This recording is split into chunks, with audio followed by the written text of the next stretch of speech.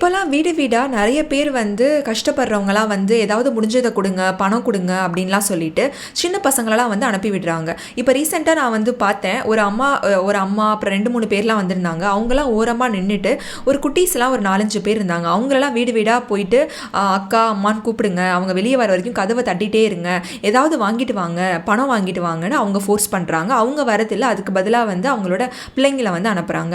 அந்த இடத்துல நிறைய பேர் வந்து கதவை திறக்காம இல்லை பட்டுன்னு கதவை சாத்திட்டு எப்போ அப்படின்னு சொல்லிட்டு அவங்கள மரியாதை இல்லாமல் அந்த குழந்தைங்கள்லாம் பேசுகிறதெல்லாம் நம்ம லைவாக வந்து பார்த்துட்டு தான் இருக்கோம்.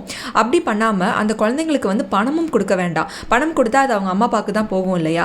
அதனால அந்த குழந்தைங்களை கூப்பிட்டு நம்மளால் முடிஞ்ச உதவியை செய்யலாம். ஒன்று நம்மக்கிட்ட பழைய ட்ரெஸ் ஏதாவது இருந்தால் அதை வந்து அந்த குழந்தைங்கிட்ட கொடுக்கலாம், இல்லை வந்து ஃபுட் ஏதாவது இருந்துச்சுன்னா கொடுக்கலாம், ஸ்நாக்ஸ் கொடுக்கலாம், இல்லை வந்து தண்ணினாச்சும் கொடுக்கலாம் அந்த குழந்தைங்களுக்கு.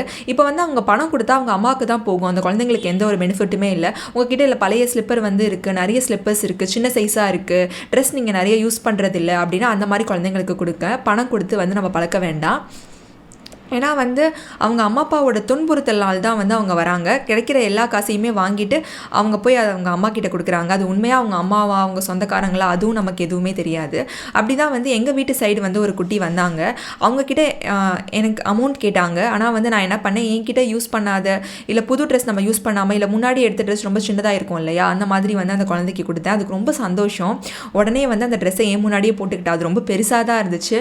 ஆனாலும் அவள் முகத்தில் அவ்வளோ சந்தோஷம். அவங்க அம்மா கிட்ட ஓடி போய் கொடுத்தா. அந்த ட்ரெஸ் வந்து அந்த குழந்தை தான் போட்டுப்பா இல்லையா? உங்களால் முடிஞ்ச ஹெல்ப் அந்த மாதிரி பண்ணுங்கள். அவங்கள வந்து மூஞ்சில் அடித்த மாதிரி பேசுகிறதோ இல்லை அவங்கள காயப்படுத்துறதோ அந்த மாதிரிலாம் பண்ணாதீங்க.